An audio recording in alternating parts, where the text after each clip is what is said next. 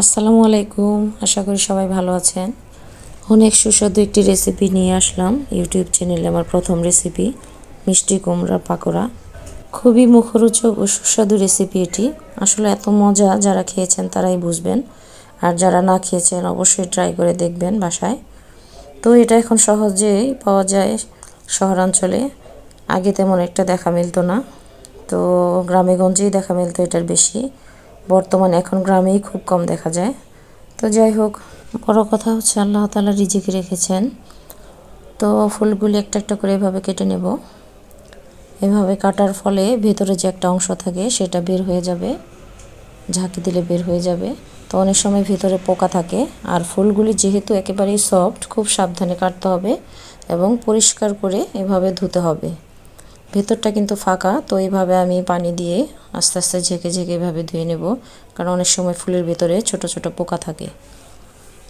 তো ভালোভাবে ধুয়ে পানি ঝরিয়ে একটা একটা করে পরিষ্কার করে নেব। দেখুন, এভাবে পানি দিয়ে পরিষ্কার করে নিয়েছি আমি সবগুলি ফুল। তো এবার চালের গুঁড়ি দেব 2 কাপ। আসলে ফুল এখানে 25 থেকে 30টা ফুল আছে, তো সেই অনুযায়ী আমি একটা ব্যাটার তৈরি করব। চালের গুঁড়ি নিয়েছি 2 কাপ, 1 কাপ ময়দা, এখানে স্বাদ মতো লবণ, আদা বাটা, রসুন বাটা, পেঁয়াজ বাটা, হলুদের গুঁড়ি, মরিচের গুঁড়ি, জিরার গুঁড়ি, মিক্স মশলা। তো অনেকে গরম মশলাও দিতে পারেন, সামান্য একটু গরম মশলা দিলে ফ্লেভারটা ভালো আসে। তো ভালোভাবে মিক্স করে নেব। তারপর পরিমাণ মতো পানি দেব। পানিটা কিন্তু আসলে একবারে দেব না, মিশাবো আর দেব, কারণ পানি কিন্তু বেশি হয়ে গেলে ব্যাটারটা আসলে ভালো আসবে না, অনেক সময় পাতলা হয়ে যাওয়ার সম্ভাবনা থাকে।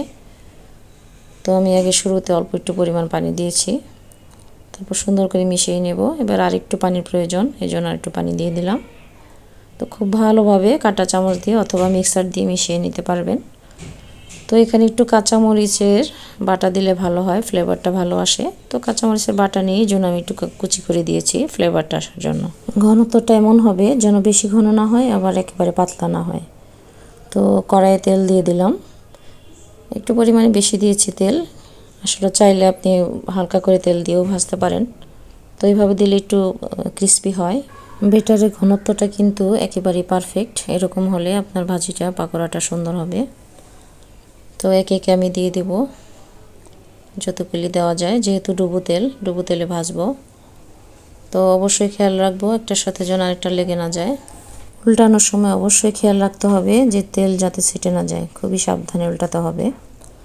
একটু লেগে গেলেও আসলে নামানোর পরে যখন হয়ে যাবে তখন কিন্তু ছেড়ে যাবে, একটু চাপ দিলে কিন্তু ছেড়ে যায়। তো খুবই সাবধানে ঠিক এভাবেই এতটুকু কালার রাখতে হবে। যে কিন্তু ডিপলি ভাজলে তিতা লাগবে, স্বাদটা থাকবে না। তো আমি বাকিগুলি আবারও দিয়ে দিলাম, আর খুবই খেয়াল করে ভাজতে হবে মিডিয়াম আঁচে, আর শেষের দিকে একটু কমিয়ে নিতে হবে, যে কালারটা যেন এরকম আসে। এটাই কিন্তু একদম পারফেক্টভাবে ভেজে নিয়েছি আমি।